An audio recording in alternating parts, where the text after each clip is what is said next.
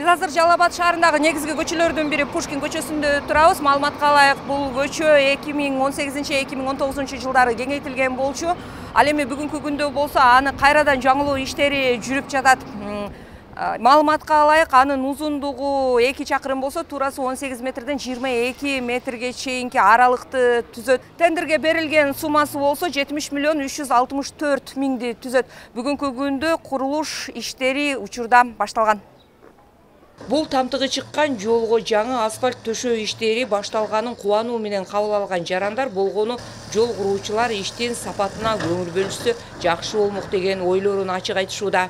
Сапатты кылса жакшы, бир 2 жыл 3 жылда эле кайра эле неме болуп калат да биздечи. Яма болуп казылып. Бүгүнкү күндө Жалал Абад шаары боюнча Ленин, Манас, Индустриальный, Пушкина, Осмонова көчөлөрү жаңы асфальт төшөө иштери жүргүзүлөт. Ал эми Пушкин көчөсү боюнча бүгүнкү күндө тендерге берилген.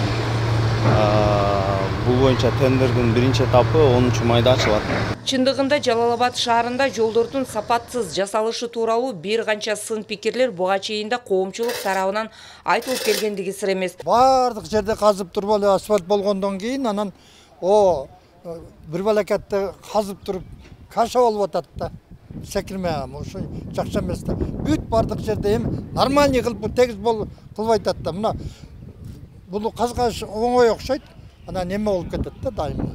Мына ошондуктан да кетирилген кемчиликтерден эми сабак алуу зарылдыгы күч. Маалыматка ылайык, үстүбүздөгү жылы Жалал Абад шаарын өнүктүрүүгө республикалык бюджеттен 2 миллиард сом акча каражаты бөлүнгөн. Анын 437 миллиону жолдорду жаңылоого жумшалмакчы.